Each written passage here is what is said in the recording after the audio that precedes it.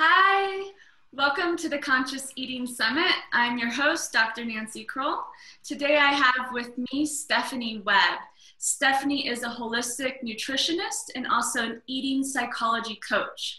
She works with women to take the guilt and stress out of nutrition and healthy eating. She also hosts a podcast called Nutrition Redefined.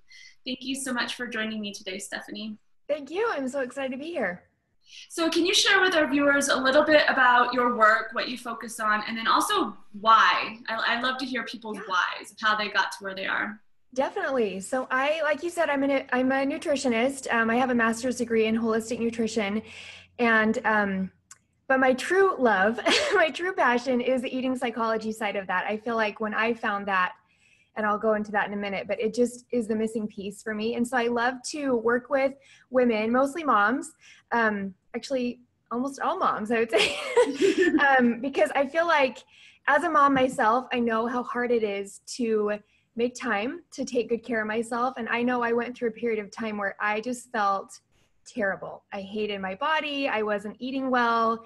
And I felt guilty about how I was eating. And so I feel like I really identify with a lot of moms who are struggling with, constantly dieting and trying to find like the magic pill of nutrition, but feeling like they keep failing over and over. And so I really like to empower women that it's not you, it's the diet. It's really the approach that we take with weight loss and nutrition, everything that I think is kind of broken. And so I like to kind of just approach it from a different way and go about it from a place of love and peace and confidence instead of like, hey, you need to get smaller and you really need to get it together. I feel like shame and guilt never get anybody anywhere. And so I love to infuse more of a sense of joy into nutrition and healthy living. As far as how I came into this, and like I mentioned, I had a pretty dysfunctional relationship with food. And so I actually started learning more about nutrition, loving it.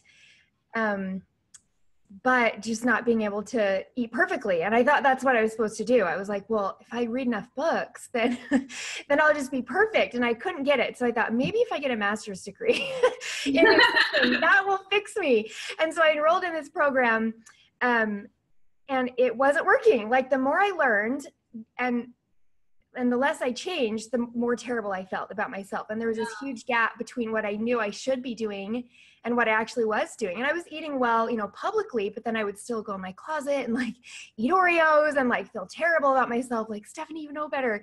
And so that's when I found the Institute for the Psychology of Eating, which is run by Mark David, who's amazing. And I knew from the second I saw I think my husband tagged me on an Instagram post. I was like, that is what I need. That is what everyone needs. That's the magic piece. And so I enrolled in that program at the same time and finished my master's degree and that coach certification program at about the same time in 2015 and have been coaching ever since. So I love it and it changed my life. Yeah, I'm super excited to hear about the psychology of eating.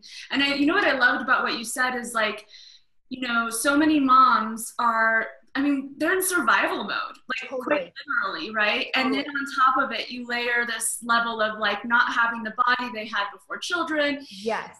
Social pressures to have a particular body type. Absolutely. And you wrapped up into a ball and that's just women being miserable. Yes. And we choose it because we think we have to. We don't know that there's another way, that we can opt out of that mindset entirely and nourish ourselves from a place of love instead of constantly, oh, I got to lose weight. I'm not doing well enough, and just get rid of that whole junk. Yeah. So we're going to talk about what is that we're going to focus on that it's not food. It's actually how the psychology behind it, or the way you're doing it. So Can you tell me about what is eating psychology? Yeah. So to me, I feel like it's really just a way of looking at food. It's kind of a lens of seeing nutrition in a different way. And Mark David always says, nutrition is half the puzzle. The other half is who we are as eaters. And I really feel like that just sums it up so perfectly, that really the psychology, and it's not, super crazy. I'm not a psychologist, but I think looking at the act of eating and the way that we interact with food is really what we should be focusing on more. Because in my experience, when we dive deep into why I'm eating the foods I'm eating, why can't I change? What is compelling me to keep behaving in a way that's kind of self-destructive, instead of just saying, I got to cut out sugar, I got to cut out gluten and dairy and grains and and we have these lists of food rules that really, we could take away all the food in the world, but we'd still be the same person if we're not going deeper into the reason why we're eating that food. And so that's really what psychology, eating psychology is just going deeper into who you are as an eater and why you're making those food choices. You know, it's interesting. I'm wondering if, well, I'll have to look up like what his like root is, because probably about 20 years ago, I went to an Ayurvedic practitioner, and it was the first time that they had introduced this concept to me, which sounds very similar of, it was like conscious eating or the awareness around your eating. And she was, at the time, I was kind of similar to you. I have tried literally every diet and diet, I wasn't looking for a diet for weight loss personally. I was looking for a diet to clear up my skin, the perfect diet, right? So I've been raw foodist, I've done Ayurvedic, I've done vegan, vegetarian, I've done it all, okay? At that time, I'd gone to her and she was telling me, Nancy, it doesn't matter about what you eat. Yes. It matters about how you eat it, right? And I remember my little 20-year-old self, like, what? Like, what are you talking? Like, mind blown. Like, what do you mean? Right? Like, how can it not matter? Yeah, how can it not matter? So yeah, it's super interesting to me about like this, how we receive the food, right? Yes, and our intention behind our food choices matters so much more than what it is. I mean, if you eat a Twinkie with love and intention and respect for yourself, I mean, maybe how many people are actually doing that though? Exactly. I think we eat those foods out of that cycle of guilt and shame and like self-punishment and like, I don't deserve healthy food. And we have these really distorted ways of looking at food that kind of lead us to stay stuck in that cycle of eating food that just makes us feel like crap. Yeah.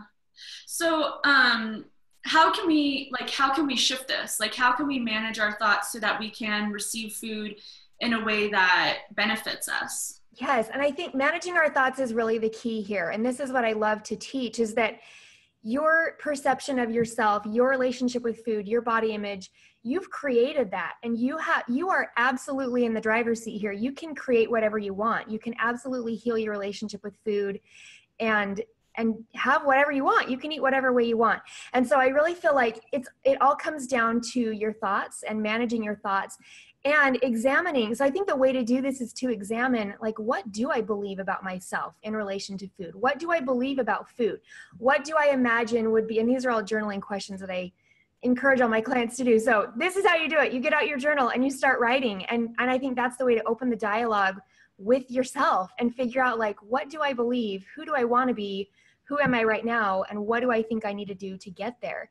And it's really, I think that's what's so powerful about coaching, is it's really kind of someone to hold your hand through that process. But you can do this on your own, really just digging into the why and the how and the what, and not, instead of looking for the answers and seeking outside of yourself, like, okay, this person's book will save me, or this thing will be the perfect thing for me. Tuning into your own body wisdom and like, what do I need? What is my appetite telling me? What am I craving? What's my energy level? What's my mood? All those things come into play, but I think we ignore those, or we look at them as just problems of like, I need to fix this. I need to fix this, instead of like, what is this telling me? What message could this symptom be telling me? And I know it sounds a little bit woo-woo. No, I'm a huge believer of this, okay? Because I'm a doctor of Oriental medicine, so, yes, so cool. I'm a huge believer that the symptoms that people are having are actually the body communicating, right? Yes. Most people just don't know how to translate it, right? Right. So they're doing the wrong thing, or they're deciding to ignore it, or they're masking it with drugs or whatever. Totally. So I don't think it's woo-woo at all. I think that we've just lost that innate ability, or that we haven't taught through generations because our parents didn't know or whatever. Right. And if no one teaches you, it's hard to know. And I think we do have that inner intuition. We do have that body wisdom, but we've almost been taught to do the opposite. We've kind of been taught not to listen to ourselves, and which I think that disconnection of mind and body is the problem. The weight is not the problem. It's not the obesity epidemic. It's the mind-body disconnection epidemic. And that's what's leading to all those other health problems. So I think tuning into your own body wisdom and being willing to experiment with different nutritional tactics or different, spirituality or whatever it is for you that you feel called to try. And I think looking at nutrition as an experiment is such a better way to approach it, instead of like, you have to do these 12 things or you're going to die. And I think taking the fear out of it and coming from a place of, I want to love and respect my body, what would help me get there? Yeah, it's interesting. Actually, when we're talking, I have two clients that come to mind, and I have one client that took on the perception of like, this is fun, like this is interesting, right? Her results have been phenomenal, right? I have another client that's taken more of a victim mentality around it. He's like, even with very healthy eating pattern, like foods, she has not budged very much. So I think that there is like a huge component there of like how you're approaching it. Yeah, and that really comes down to managing your thoughts. Like the one client who's having great experiences, she's like, let's play, let's learn, let's do this awesome thing. And the other client's like, poor me, I can't have this food. It doesn't matter what you're doing, it matters how you're doing it. Yeah. I'm wondering if you've had clients where they're eating completely perfectly, but where there's like a tipping point for them when their mindset shifts. I feel like so with my clients, I really don't even work on the food until like the end. I feel like that's like a byproduct. And I feel like even with myself, until I did the work, the inner work, now the food just comes easily and naturally. Like I don't ever have to be like, oh, I wish I could have this, but I can't. I know that I can have whatever I want, but I want to eat in a way that aligns with who I believe myself to be. And so I really love to do that with my clients too. And I feel like once they have the mindset shift, everything changes. And that's when they're like, oh, of course I want to eat vegetables. Like, duh. Instead of me being like, you need to eat more vegetables, they want to eat more vegetables. And so it's really coming from that inner desire. And that's when it becomes permanent. That's when it sticks, is when it's true to who they are. Yeah, I love that. I absolutely love that. So can you share with our viewers what your free gift is? Yes, I made a little printable, because lunch, I feel like for moms is the worst. And I feel hear from all my clients that lunch is just hard. And so I made a free little download of quick and healthy lunches of, I think there's like 9 recipes in there that I eat and love all the time, and just easy, healthy food. It's not like you making a big batch of soup in the middle of the day, because who has time for that? It's really just things you can throw together, healthy pantry ingredients you can keep on hand to make healthy lunches and nourish your body and feel good, and then kind of move on with your day. Awesome. Yeah, I do feel like lunch is always like a hard one, right? Yeah, totally. Yeah. Like, how can I work around this? Lunch, Yes. Everyone's just so used to eating sandwiches. Totally. And like getting out of that mindset of like, oh, there's other stuff that is. Exactly. Yeah. So I have one more question for you. Yeah. If you could give advice to your younger self, what would it be? That's such a good question.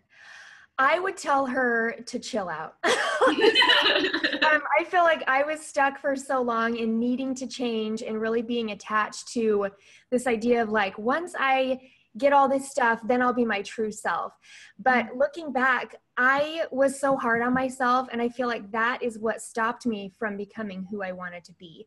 And so and that is what I love to work with people on, is just like, calm down, just stop being so hard on yourself, stop expecting perfection, and really just trust your body, love who you are, and watch the magic happen. And it sounds crazy, but it really works. And just trust that process, and you'll be amazed at who you can become. I love that. I love that, because trust is such in Oriental medicine, trust is a very yin energy, which, like, if you know the yin and yang, so yin is the receptive, feminine energy. And I feel like it is a very difficult energy for a lot of modern women to embody. Yes. Because we've kind of been pushed out of it with roles that we're playing now. So I love that's your message, because I don't know, that's a weak point for me too. It's just like trust and surrender and like. Yes. And that is such the feminine energy that I feel like we've been taught so many masculine strategies around nutrition, but tuning into our feminine energy is like, oh, wow, let it flow and it will just all be good. Yeah, I love that. So I wanted to remind everyone for Stephanie's free gift, just go back to the email where you found this video and you can get the link there and then you can download it.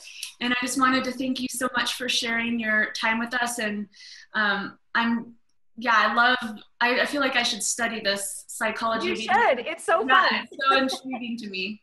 It's amazing. But thank you for having me. This was so fun. Thank you so much. And everyone, thank you for joining us. Check your inbox tomorrow for the next interview for the Conscious Eating Summit. Thank you. Bye.